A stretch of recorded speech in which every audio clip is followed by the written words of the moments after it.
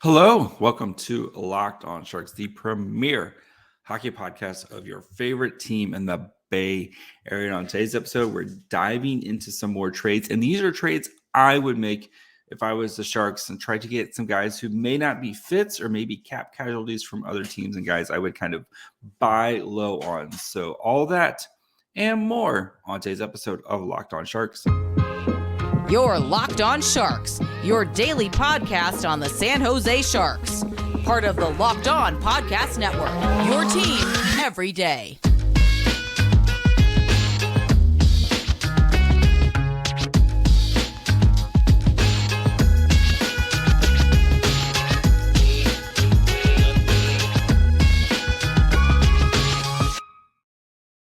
I'm your host, JD Young, contributor at San Jose Hockey Now. I want to thank you for making Locked On Sharks your first listen. We are proudly a part of the Locked On Network where we cover your team every day. And you can be an everydayer by just making sure you follow along or subscribe to wherever you get podcasts, or you can watch on YouTube as well. And today we're going to be looking at some potential trades that I would make. If I was Mike Grier, guys who either one are going to be cap casualties, or two may not be fits going forward with the team. And all these guys I'm looking at are on 1-year deals where you can either flip them at the deadline or play out this season with them and kind of go into next off season with, kind of figure out whatever you want to do with them. So we're going to look at two goalies, a forward and a defenseman in today's episode. And let's go ahead and get started with one of the goalies, and this one might be interesting. One, Matt Murray. I can already hear why, JD, why? So Matt Murray played for the Toronto Maple Leafs, has 1 year left on his $4.687 million contract. The Sens are eating a small portion of it. He has a 10-team no trade clause. So that means he has 20 other teams basically that he is willing to go to. Last season, played 26 games, 903 save percentage, 301 goals against average, had 74 goals. Expected goals against was 74.95. So basically, his goal saved above average was 1, basically. And then a 711 high danger save. And then looking at his kind of fancy stats, he basically played up to what the team was defensively. He was an average goaltender. And I can already hear, why, JD? Why would the Sharks trade for Matt Murray from the Toronto Maple Leafs? So here's my reasoning. Matt Murray is an average goaltender. The Sharks do not have an average goaltender on their roster. Just a reminder, James Reimer last season, goal saved above expected, minus 11.3. Capo Kakinen minus 24.6. Those are, I know the Sharks team was bad, et cetera, et cetera. Those numbers are not reliant on the team around him. Both those guys played under expectations. Having a goaltender who is a league average goaltender would do wonders for this team. Two, why would the Maple Leafs do this? The Maple Leafs are, right, we know they're going to have a new GM. It's chaos up there in Toronto. If you haven't checked Leafs Twitter recently, all things are on the table, right? Everything is chaotic over there. They don't know if Austin Matthews is going to re-sign an extension. They're going to be probably breaking up the core four. Everything's going up there. They are also a team that has little to no cap space going into next season. So Cap Friendly has updated their updated their numbers for next season. The Toronto Maple Leafs have 15 players under contract and about $9 million of space going into next year. That doesn't, and they have some free agents that they're going to try to figure out. We know potentially one of these core four guys might get traded, et cetera, et cetera. But looking at their goaltending, right? You have Matt Murray, Joseph Woll, and Samsonov, who is an RFA. Matt Murray we saw at the end of the season, right? We know Murray's been having trouble staying healthy. et cetera, et cetera. But he kind of got froze out, and they went to some of the other guys there in the playoffs, end of the season into the playoffs. And I know Murray struggles to stay healthy, but this feels like a salary dump written all over it, to the point where the Leafs might pay the Sharks something to get rid of Matt Murray's contract. For them, opening up basically $5 million at cap space could do wonders for this team. And I know the Leafs don't have a ton of assets going forward. They do have a first-round pick in this year's draft, which is the Bruins pick. They do have a first-round pick in next year's draft. And then they don't have a pick until round 5. Maybe this is one of those things where maybe the Sharks sling like a 3rd or 4th round pick and a Noah Gregor type player, someone who's cost controlled, isn't going to be expensive. And then they get back a first in Matt Murray's services to help the Leafs out, type of thing. So that's why.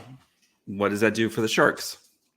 So again, if you can basically say, here's Noah Gregor and a 3rd round pick, the Canes pick this year, we'll take that Bruins pick and we'll take Matt Murray's services. Here's a forward who can play on your 3rd or 4th line. Maybe a change of scenery for Noah Gregor, et cetera, et cetera. We know what Noah Gregor can do, right? I just picked Noah Gregor.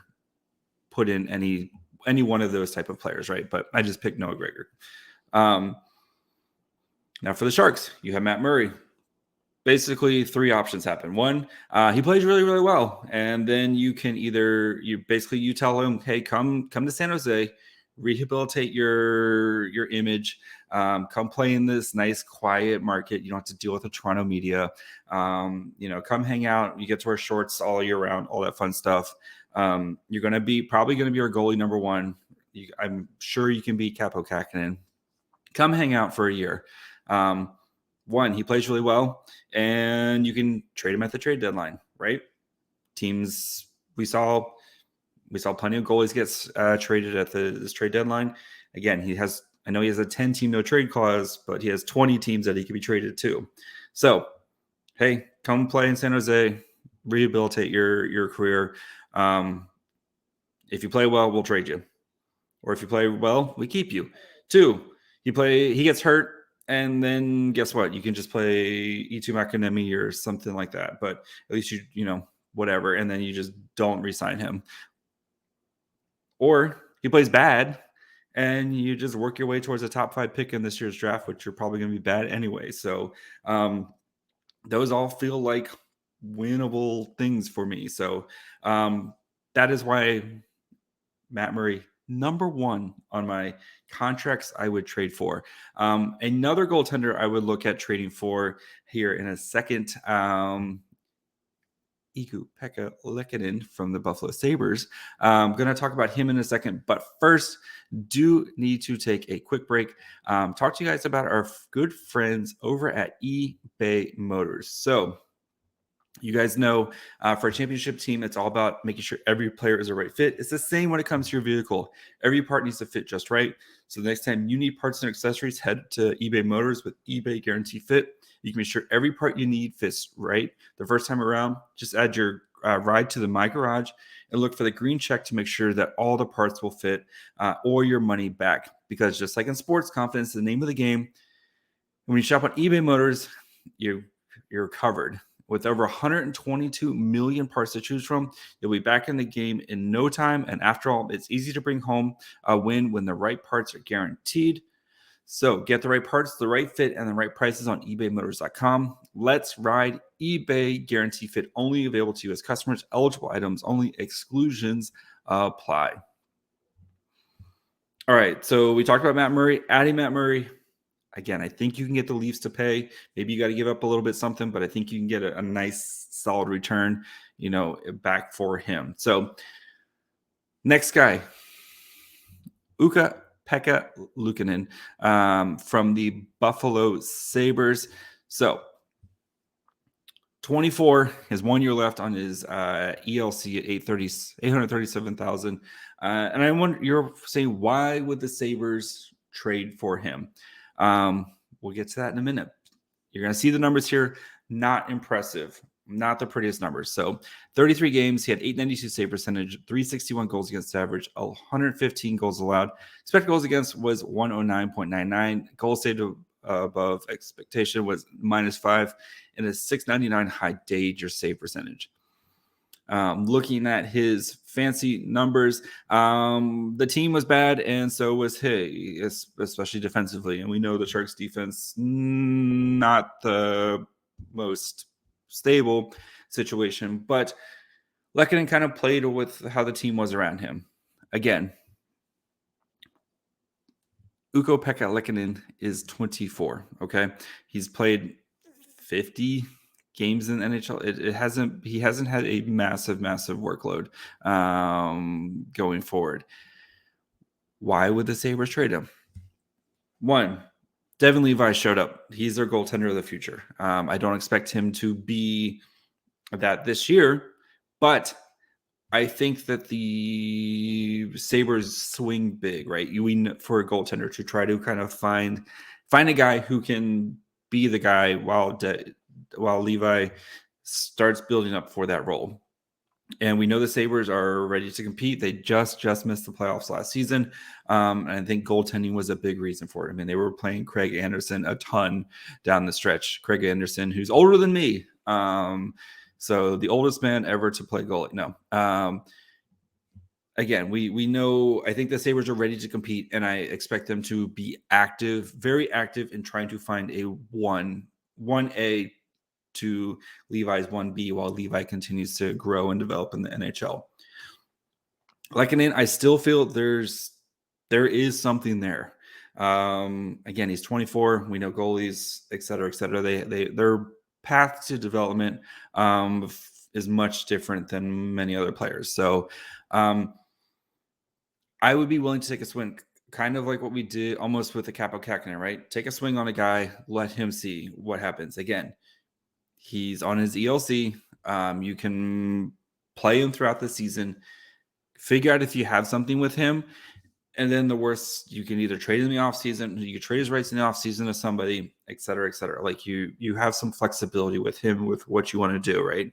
And then that gives you two young goalies in Kaapo Kähkönen and then Lehkonen, and then you have Eetu Makiniemi. That is a really tough pronunciation in the goalie room, but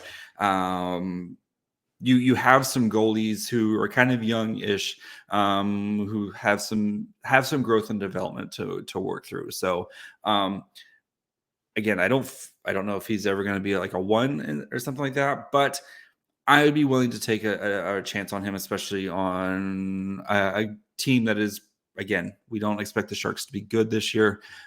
Let him kind of come here. There's not going to be as much pressure on it. We know the Sabres are trying to win. Come to San Jose, nice and quiet. Come hang out for the season. See if you can kind of figure things out for yourself going forward. And then again, if it doesn't work out, who cares? You can trade him in the offseason, right? You're taking swings. You keep taking swings on goalies until you find somebody. It's kind of like the old quarterback thing. You keep drafting or you keep trying guys until you can kind of find. What would it cost? That's interesting. I don't know. I mean, maybe a 3rd round pick, maybe a 4th round pick for him. I know like his contract, etc. But it could be one of those things where, again, if the Sabres know they're going to be kind of swinging for, like, if they're going to be making a play for a bigger goalie, they might be just happy to kind of just move on and clear some space and clean up the goalie room. So this might be one of those where you kind of wait and see until after free agency, wait till the dust clears, and then you kind of like, hey guys, what's up with what are you guys going to do with him? And then maybe you can kind of buy low type of situation for him. So then maybe you're looking at one of the 2024 picks. And like the Sharks don't have their 3rd, 4th, or 5th rounder next year, which is weird, but they do have a 4th and 5th rounder. Like they have Vegas' 4th rounder and Pittsburgh's 5th rounder. So maybe you're offering one of those mid-round picks and saying, hey guys, why don't we see if we can do something like this to try to move on, or try to see if you can get something out of that. So I forgot they traded Lane Peterson to the Coyotes for the 2024 fourth round pick. So, Lane Peterson, what are you up to? And then the fifth round pick, that's part of the Bonino. So that's at least who I look at for the goalies. So next, I'm going to look at a defenseman. And I know what you're thinking. You're like, why would the Sharks trade for a defenseman?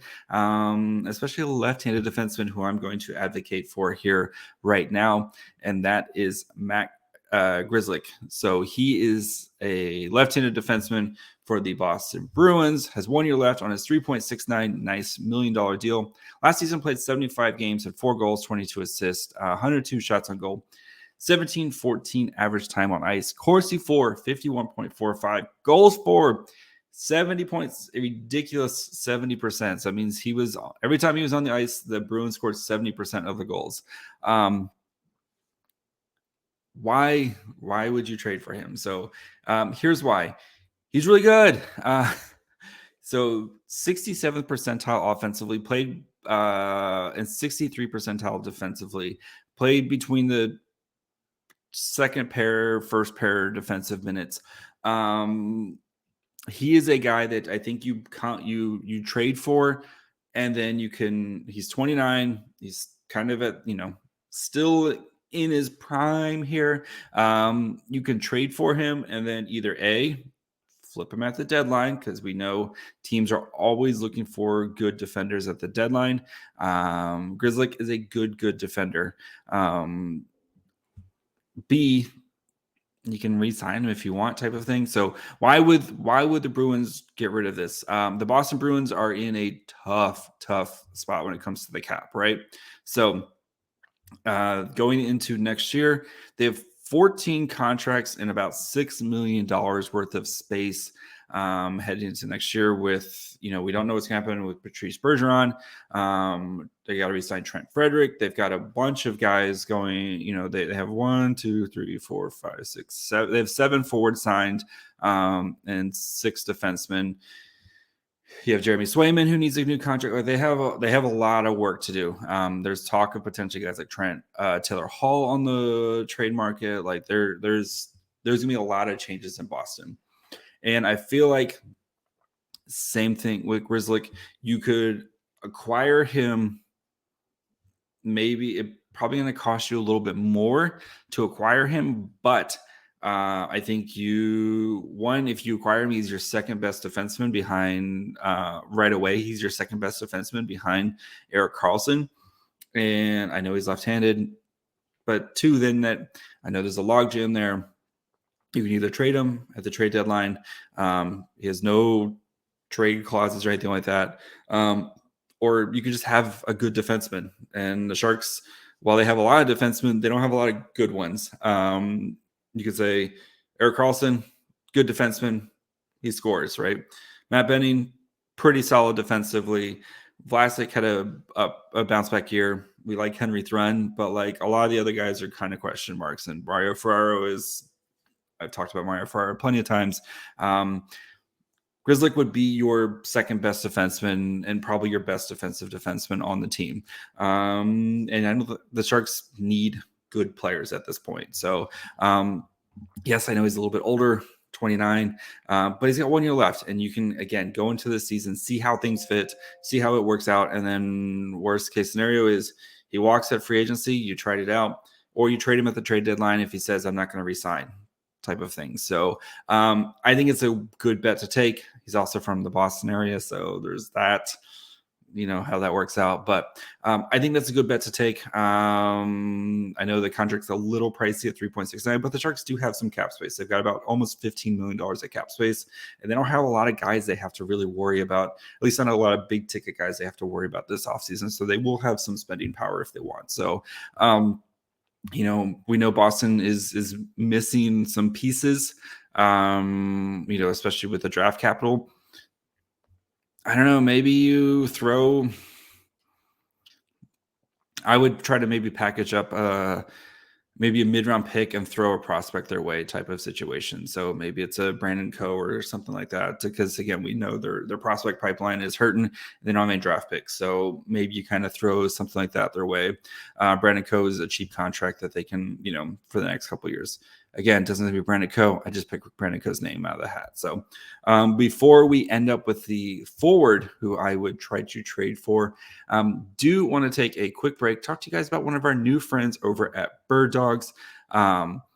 If you guys haven't checked out Birddogs, they are the most comfortable shorts I own. They sent me a couple pairs, and they're the perfect Saturday shorts. If you need shorts that fit you right, super comfortable. And when I say comfortable, like you could sleep in these shorts. Versatile, whatever you're doing, right? My normal Saturday, soccer in the morning, then we're usually running around Costco, Target, doing all that stuff. And then like I'm cooking, at the bar, like barbecuing. Sometimes we go to the brewery, like bunch of stuff. Like that's the normal suburban dad life. Birddogs has me covered. The stretchy fabric, they look good. My wife says my butt looks good in them. So if she says they look good, then I don't know what else to tell you right there. So you got to go check these out, especially with summer coming up, the war getting much better weather. You want to show off the legs. The great thing about it, they have a bunch of different sizes. I go with the longer inseam because I'm a little old school like that, and I don't want to show off the thighs as much. But if you like to do that, they got the shorter inseams. They have the underwear built in, which is pretty crazy. I like it though. It took a little bit to get used to, but again, you don't have to worry about like that chafing, if you know what I mean. So go check out Birddogs. Go to birddogs.com/lockedonNHL and enter the promo code LockedOnNHL. They'll throw you a free custom Birddogs Yeti style tumbler with every order. Again, go to birddogs.com/lockedonNHL. Check out all their shorts. They feel really good, guys. I promise you. All right, the last player I would try to trade for if I was Mike Greer. Jack Roslovic. So, forward out of Columbus, 1 year, $4 million left on his contract. Last year played 77 games, had 11 goals, 33 assists, 123 shots on goal. Average ice time was 16.27. Corsi for 43.53. Goals for 46.51. Not the most impressive numbers, right? And especially when you look at his fancy stats from last year, 5th percentile overall. He played second line minutes, 35th percentile offensively, 3rd percentile defense. Not impressive at all. Why would you do this, JD? Why would Columbus do this? One, Columbus, I talked to Jay from Locked On Blue Jackets. His words were, they're afraid to have more than 2.5 centers on the team. Fair. He's 26, right? Like he's kind of entering that, like this is the best you're going to get from him. But I think Roslovic is a perfect buy low candidate for the Sharks. Let's look at his numbers from the 2021-2022 season. 68th percentile playing first line minutes, 74th percentile for offense, 41st percentile defense. Columbus was bad last year. We know they were worse than the Sharks. Offensively, terrible team, couldn't do much.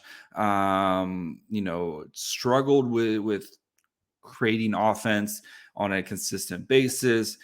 But Roslovic was one of the little bright spots where you could see his ability to create those high danger chances. And we know that's what the Sharks are about, right? Creating the high danger chances. They're one of the top teams in the NHL at creating high danger chances. And Roslovic, I think, could fit into that system. He also had a career worst shooting percentage. So even though he scored 11 goals last year, his shooting percentage was his career worst. I'm pulling up right now. I had it, and then I think he shot about 8% last year, while on average he's been in like the 11 or 12%. So 4% that in a shooting percentage, that's huge type of situation. That's a massive drop off for a guy like that. Also, he's right-handed. The Sharks, just other than Kevin LeBlanc, have like no right-handed shots on their team. Gives you center wing flexibility. If you need a guy to play, if if Couture gets hurt, if Hurdle gets hurt, if Nico Sturm gets hurt, if Lawrence gets hurt, he can slide in and play center for you if you need it. Gives you some flexibility there. And again, it's 1 year, $4 million. He has no restrictions on his contract. So if you want to try to, if he's not working out, if he has a great season and you feel like you're not going to be able to re-sign him, you can flip him at the trade deadline, try to get something back, eat part of that, eat $2 million of that contract, send him to a team that could potentially want to gain some assets for later. Or again, he's 25, 26, like he could still be a useful player for the Sharks going forward as your kind of third line center. And if you want to move, if Roslovic's your third line center, and then you move Nico Sturm to the fourth line, like that's a pretty solid 1 through 4, at least down the middle with Hurdle, Couture, Roslovic, and Sturm. And then you have Lorentz who can play, wing or center. Like you have some flexibility with there. So I think last year was a dip and more of an anomaly compared to what we have seen from Roslovic. I know he's been traded, he's kind of bounced around between the Jets and then Columbus, and I don't know why he's not, but he is on the Athletics potential trade candidate. I didn't just come up with Roslovic out of it. He is on their list of guys to keep an eye on. So I would 1000% trade for him. I don't know what's going to cost you. Again, maybe it's a pick and a prospect type of thing. Who knows? But he's a bet I think last year was an anomaly, at least when it comes to scoring. He still put up, 44 points on a super bad team last year. I know the contract's $4 million. Again, the Sharks do have a little bit of space, and I think Roslovic he's young enough where he can still be a contributor to you going forward. And he's also good enough where I think that you could be a potential buy low type of candidate for him, and then kind of just see how things go. So you can't do all of these deals, but Matt Murray, I think makes a ton of sense as a buy low candidate. Ukko-Pekka Luukkonen, potential guy who just may not fit, right? Grzelcyk, he is a guy where you could, potentially keep him, or you're trying to take advantage of a team that's in a tough spot. And Roslovic, I think, is a guy who's just a good player who could be a good asset to the Sharks going forward. So those are the 4 guys that I would potentially trade for if I was general manager of Mike Grier, but I'm not. So none of these are probably going to happen anyway. But it's always fun to talk about trades anyway. So we will be back tomorrow. Our good friend Josh Tessler is going to be joining for another edition of Mid-Round Madness. We're going to be talking about guys in the kind of the late 3rd, 4th, 5th round kind of picks for the Sharks, guys that he likes in that area, that just to kind of get some names out there, because we spend so much time focusing on the top of the draft, which we should, right? But we want to get some guys who might be available for the Sharks. Some mid-round guys. That way you can kind of sound smart when your friends, if you're watching the draft with your friends and one of these guys get picked, he's like, oh, that guy's good. So you always want to sound smart around your friends. But so yeah, we'll be back tomorrow. Make sure you guys are following along wherever you get podcasts. Again, if you want to be an everydayer, subscribe, Apple, Spotify, wherever, or watch on YouTube. You can follow the show on Twitter, Facebook, and Instagram at Locked On Sharks. You can follow me on Twitter at MyFryHole. Until tomorrow, bye, friends.